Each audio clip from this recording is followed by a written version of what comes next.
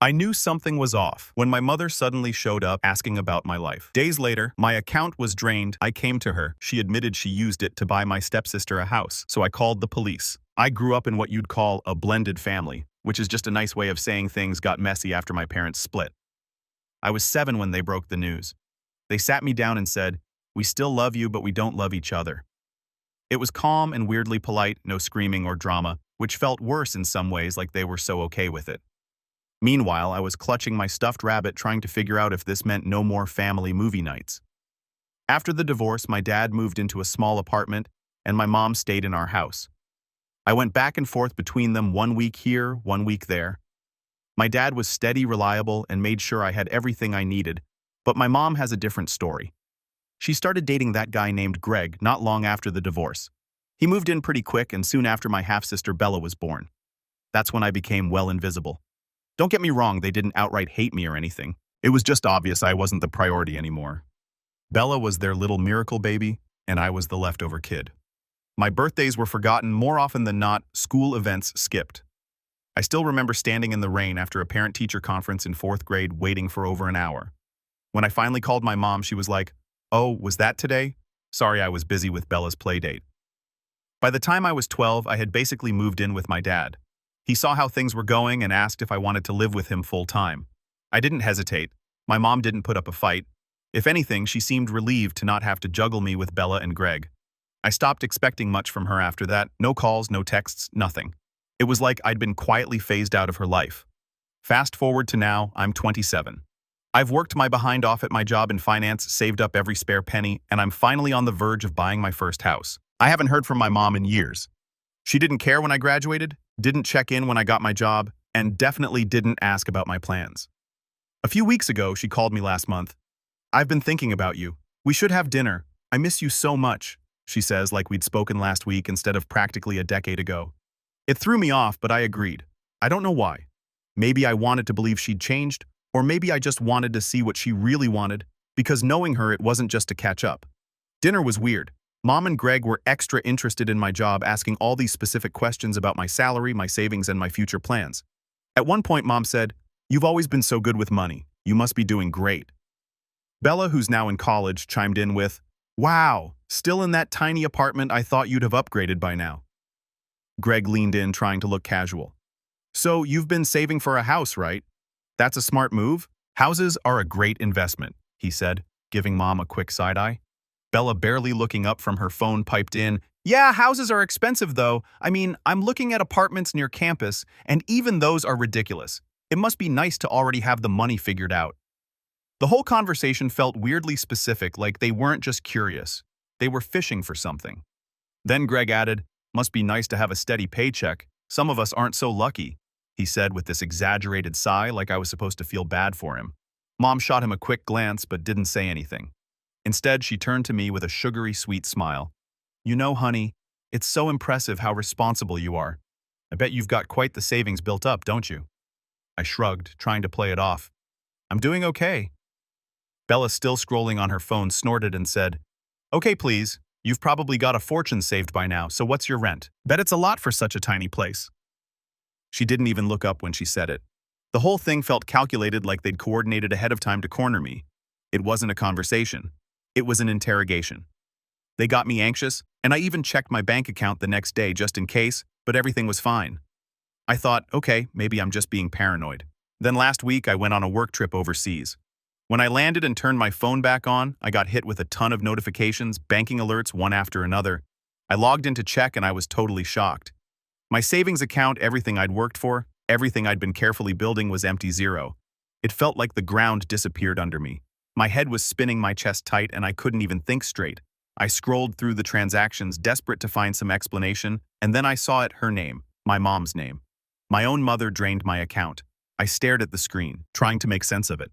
How the heck did she even do this? I never gave her my banking information. I never left anything out, and yet there it was, thousands of dollars transferred out, one chunk at a time. I don't know what to do. Part of me wants to march over there, shove my phone in her face, and demand to know how the heck she pulled this off. How could she betray me like this? But the other part of me is screaming to just skip all that and go straight to the police. She doesn't deserve a conversation, right? She doesn't deserve an ounce of trust after this. But then I think, what if there's some explanation? What if confronting her gets me the answers I need? Or worse, what if I confront her and she talks her way out of it like she always does? What if I wait too long and lose my chance to take legal action? I feel stuck, torn between wanting to hear it from her and knowing I probably shouldn't waste the time. Either way, she doesn't get to keep my money. I'm not letting her get away with this. But right now, I don't even know my next step. Do I confront her first? Do I go straight to the cops? What if I make the wrong move and she somehow twists this to her advantage? I'll figure it out. I have to. But for now, I just needed to get this out. My head is spinning and I need a plan before I do anything. I'll keep you updated. Update 1. Hey again. First off, thanks for all the comments on my original post. I didn't expect so many people to care, but reading through your advice gave me a lot of clarity. I promised an update, and now that I've had time to figure out more of what went down, I'm back with everything I've uncovered so far. So after staring at my drained account and trying not to throw my laptop across the room, I decided the first step was to contact my bank. I needed to know exactly how this happened. The rep on the phone was super polite, but you could tell they were tiptoeing around me, like they were afraid I was about to blow up. I explained that a ton of money had been transferred from my account without my consent, and asked them to walk me through what they could see on their end. They confirmed the transfers were initiated online using my account credentials. I was so confused. I'd never shared my login details with anyone, not even my dad, who I trust with my life. I asked if there was any record of the device used to access my account. After putting me on hold for what felt like forever, they came back and told me the logins came from a device they couldn't fully identify, but was flagged as previously unauthorized. Basically, someone had logged in from a device that had already been connected to my account before. That's when it hit me. My mom had been over to my apartment a couple of weeks ago, right before the dinner, where she got super nosy about my finances. She'd used my bathroom while I was making coffee. At the time, I didn't think twice about it, but now I'm starting to piece things together. Here's my theory: while she was in the bathroom, she must have grabbed my phone. I don't use biometrics, don't judge me, and my banking app auto-logs in. She could have accessed it, found what she needed, and made a mental note of my credentials. I know it sounds wild, but it's the only thing that makes sense. She had no other way of getting that information. After I got off the phone with the bank, I called my dad to let him know what was going on. He's always been my go-to for advice, and I needed someone to tell me I wasn't losing my mind. When I told him everything, he got quiet for a long time before saying, "You need to go to the police." I wasn't ready to take that step yet. I mean, we're talking about my mom. I didn't want to believe she'd planned this. Maybe it was some huge misunderstanding. Maybe she meant to borrow the money and just hadn't told me. I decided I had to talk to her first just to hear what she'd say. So I drove to her house, screenshots of the transfers saved on my phone, fully prepared to demand answers. Greg opened the door with this smug look on his face I always hated, and honestly, I almost turned around right then, but I'd come too far to back out. "Is Mom home?" I asked, trying to keep my voice calm. "She's inside," Greg said, stepping aside like he knew exactly why I was there. I found her in the living room flipping through a magazine like she didn't have a care in the world. When she saw me, she smiled and said, "Oh, hi, sweetie. What a nice surprise." I wasn't there for small talk. I pulled out my phone and showed her the screenshots. "What is this? How did you transfer money from my account?" She didn't even pretend to be shocked. She glanced at the screen and said, "I don't know what you're talking about." "Don't play dumb," I said. "These transfers are in your name. The money's gone, and it's sitting in your account. I want to know how you did it." That's when she dropped the act. She sighed like I was the one inconveniencing her and said, "Look, Bella needed help and you weren't willing to step up, so we took care of it ourselves." "Took care of it?" I could barely process what she was saying. "You stole from me. That money was for my house." "Oh, calm down," she said, waving me off like I was being dramatic. "You're young. You have a good job. You can save it back up. Bella's just starting out. She needs this more than you do." I stood there stunned while she rambled about how family should help each other and how it was selfish of me to keep all that money to myself. Then Greg, who had been lurking in the doorway, decided to chime in. "You're overreacting," he said. "It's not like she spent it all. Bella just needed a little head start, that's all." I thought a little head start. My entire savings wiped out and they're acting like it's pocket change. I told them I wanted my money back immediately or I was going to the police. That's when my mom smirked and said, "You wouldn't do that. I'm your mother. You don't want to cause a family scandal, do you?" "Oh, but I do." I turned to leave and Greg grabbed my arm and said, "You don't need to make this ugly. Just let it go, okay?" I pulled my arm off, looking disgusted, and told him, "This is your last chance. Return my money or I'll make sure you regret it. I didn't stick around to hear their response. I walked out, got in my car, and drove straight to the police station. So yeah, that's where I'm at now. I filed a fraud report and handed over all the evidence I have. The bank is working with the authorities to investigate, and my mom's account has already been flagged. I'm waiting to see what happens next, but I'm not letting this slide. I know some people will say, but it's your mom.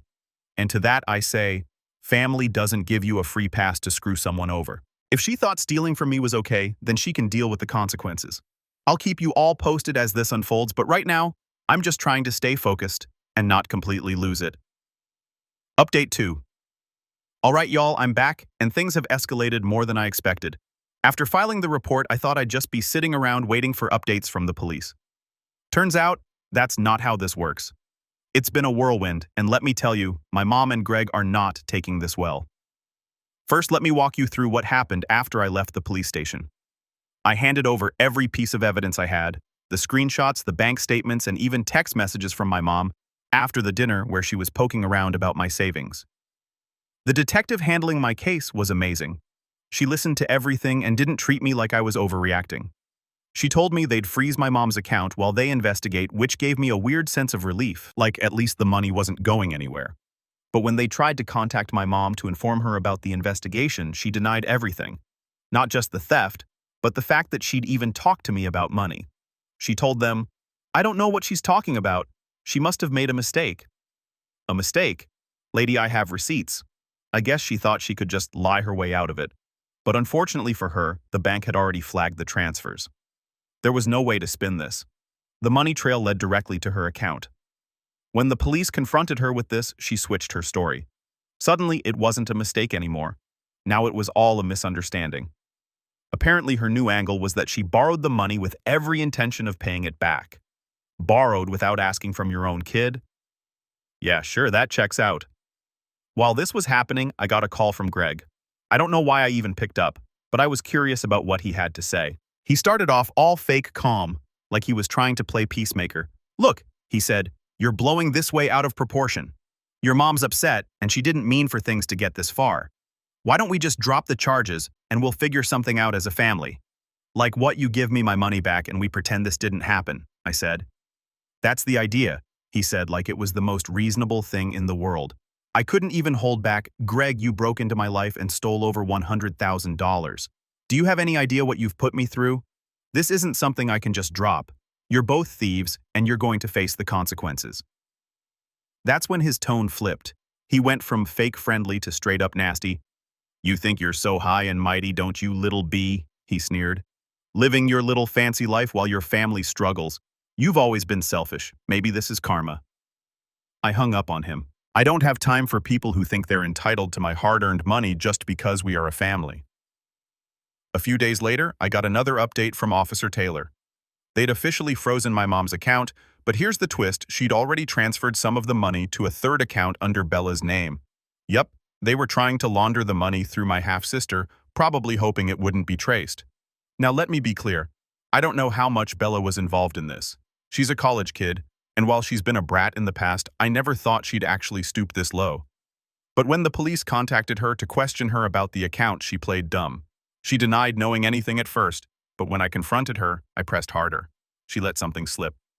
"Mom and Greg told me they were helping me secure an apartment. They said you'd be okay with it," she blurted out. My jaw dropped. An apartment with my savings. Bella had the nerve to look annoyed. "It's not like they spent all of it. They said it was a loan and you'd probably never even notice."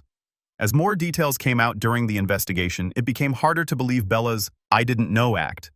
The fact that a chunk of the stolen money had been funneled directly into her account wasn't just a coincidence, it was deliberate, and the way she brushed it off when questioned made it even worse. I thought Mom was just helping me with expenses. She told the police, but come on, she's not stupid. She's in college and knows how money works. At one point, she even defended the whole scheme to me, saying, "Mom just did what she thought was best for the family. You could have helped willingly, but you didn't. So what was she supposed to do?" Like stealing from me was somehow my fault. The fallout at this point was wild. My mom started calling every relative we have, spinning her sob story about how I was ruining her life and dragging the family through the mud. She told everyone that I was exaggerating, that it was all a misunderstanding, and that I was being heartless for going to the police. Guess what? Most of the family didn't buy it. My dad, who has always been my rock, made sure everyone knew the truth. He sent out a mass email to the entire extended family laying out the facts, the bank transfers, the police report, and even a few choice quotes from my mom admitting she took the money. The responses were mixed.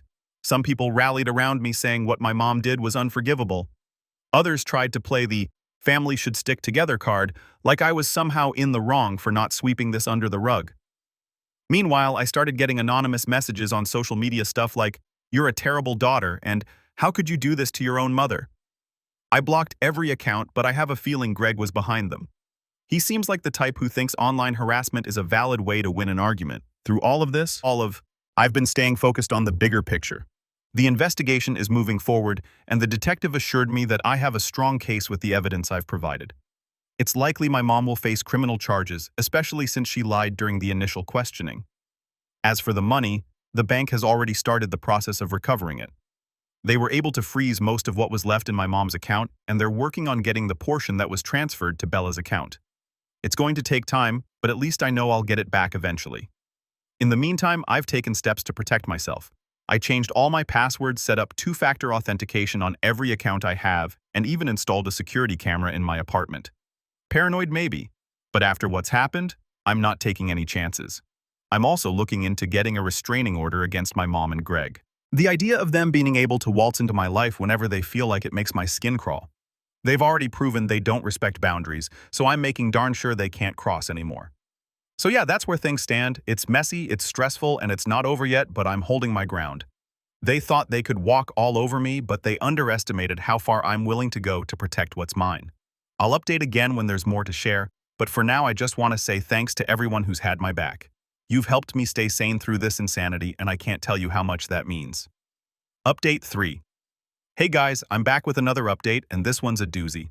If you've been following along, you know I reported my mom and my stepfather for stealing my savings. Well, things have escalated big time.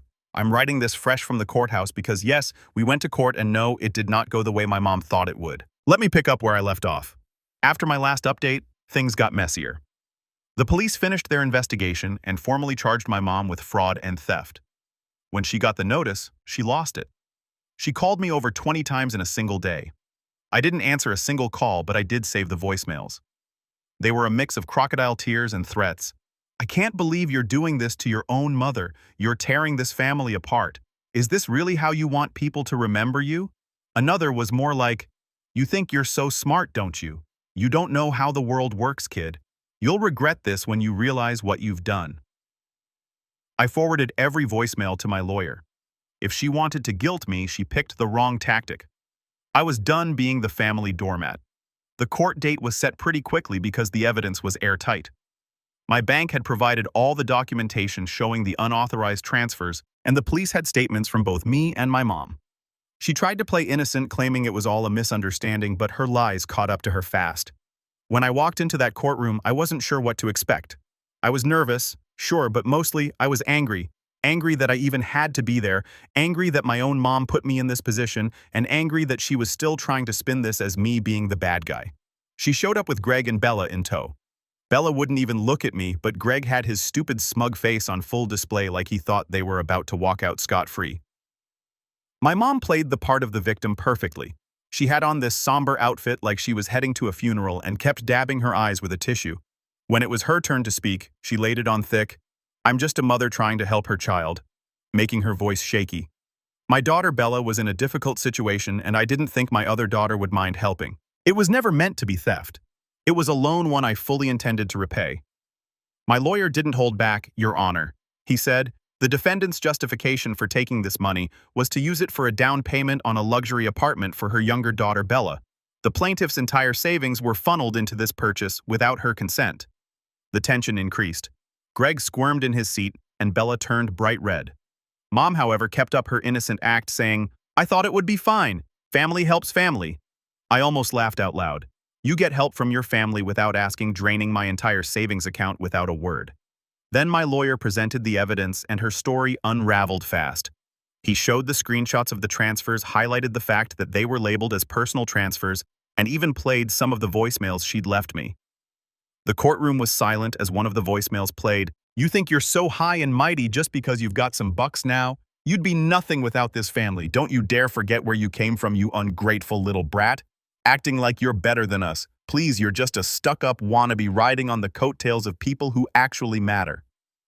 The judge didn't look impressed. In fact, he looked downright annoyed. Then Greg tried to speak up, saying, "Your Honor, this is just a family disagreement blown out of proportion. My wife—" The judge cut him off. "You are not the defendant, and unless you're testifying under oath, you will remain silent."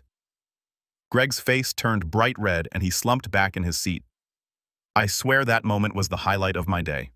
When it was my turn to speak, I kept it simple. I told the court about how I'd been saving for years, how I worked hard to build my future, and how betrayed I felt when I realized my mom had taken it all without even asking. This wasn't about helping my sister, I said. This was about control. She didn't like that I was independent and didn't need her, so she decided to take what wasn't hers. Family doesn't do this to each other. The judge nodded along as I spoke, and when I was done, he looked directly at my mom and said, "Your actions were not only illegal, but deeply unethical. You violated your daughter's trust in a way that is inexcusable. This court finds you guilty of theft and fraud." He sentenced her to a suspended sentence, which basically means no jail time, as long as she follows the court's conditions. But the best part is she was ordered to return every single penny she stole within 30 days, and if she didn't, the suspended sentence would turn into actual jail time.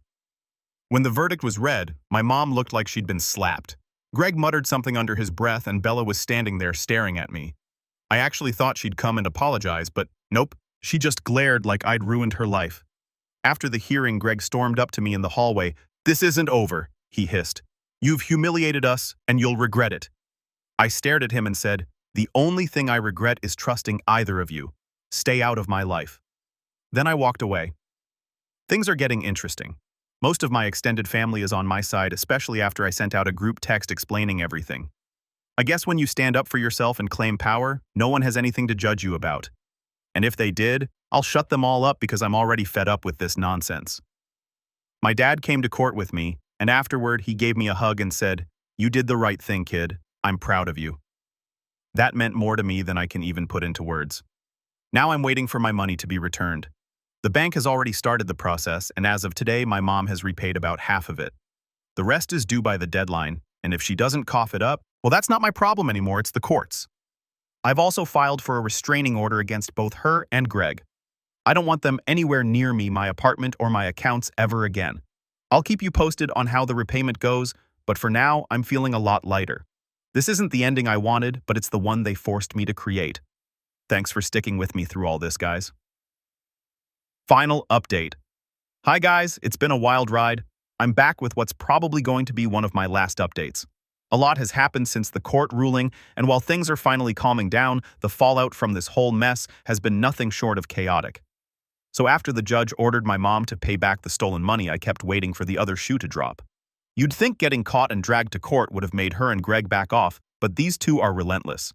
They actually had the audacity to try and appeal the ruling, claiming the court was too harsh, and that the sentence didn't take family dynamics into account. The court basically told them, "You stole the money, you admitted to it, and now you're paying it back. Deal with it." Their appeal was denied almost immediately, and I thought that would be the end of it. But of course, they couldn't just leave it there. A few days after the appeal was shot down, I started getting these weird passive-aggressive texts from Bella, stuff like, "Hope you're happy. Mom's been crying nonstop and it's all your fault. Do you even care what you've done to this family?" And my personal favorite, "You might have your money, but you've lost your family forever." At this point, there's nothing I could say that would make them understand how messed up this whole situation is, and honestly, I'm done trying. I've spent enough of my life bending over backward for people who clearly don't care about me. On the bright side, the bank officially transferred the last of my money back into my account last week. Seeing my savings back where they belong was like finally being able to breathe after holding my breath for months. I'm still working on getting the restraining order finalized, but having my finances secure again feels like a huge step forward. Remember how I mentioned some relatives tried to guilt me into letting this go? Well, a few of them have really leaned into the drama. My aunt, let's call her Karen because she's basically the walking stereotype, decided to hold a family meeting to discuss rebuilding bridges. She called me up and said, "I think it's time for everyone to come together and heal. Your mom's been through a lot and this situation has been hard on all of us." I nearly laughed. You mean it's been hard on her because she got caught stealing? I said. What exactly do you want me to do here, Karen? Pretend it didn't happen. Karen said like I was the unreasonable one. It's not about pretending, it's about forgiveness. Family is family. Then maybe she should have acted like family before robbing me blind. I snapped and hung up. Apparently, Karen went around telling everyone I was being cold and vindictive, but to my surprise, most of the family didn't agree with her. My dad's side in particular has been super supportive. The biggest shock, though, came from Bella. About a week ago, she showed up at my apartment unannounced. I wasn't sure whether to slam the door in her face or hear her out, but I opened it for her. What do you want, Bella? I asked, crossing my arms. She was fuming. I don't see why you couldn't just let it go, she snapped as soon as I opened the door. Mom and Greg were just trying to make sure I had a place to live. You didn't need all that money right away and you're already doing fine. Doing fine, Bella? They stole from me to get you an apartment and now you're mad because I didn't let them. I couldn't believe her nerve. You're so selfish, she hissed. It's just money. They were doing it for me. Why don't you get your behind to work and get yourself an apartment? That's my last advice to you, and I don't want to see your face at my door again. I slammed the door in her face. I'm done arguing with people who can't grasp basic morality. As for my mom and Greg, they're still playing the victim. Last I heard, they were telling anyone who would listen that I'm a greedy, selfish child who's punishing them for no reason. I've blocked them on everything, so I only hear about their nonsense through other people. Honestly, I couldn't care less. Right now, I'm focusing on moving forward. I'm officially under contract for a house, a cozy 3-bedroom not far from my dad's place. I'm working with a realtor and a decorator to make it feel like home, and it's the first time in months that I felt genuinely excited about something.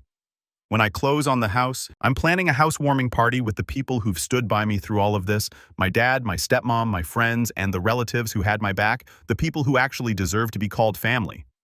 I know this isn't the ending my mom probably envisioned, but it's the one she created. She chose money over our relationship, and now she has to live with the consequences. Your comments and advice helped me find the strength to stand up for myself, and I'll always be grateful for that. If anything else comes up, I'll be sure to let you know, but for now, I'm ready to put this chapter of my life behind me.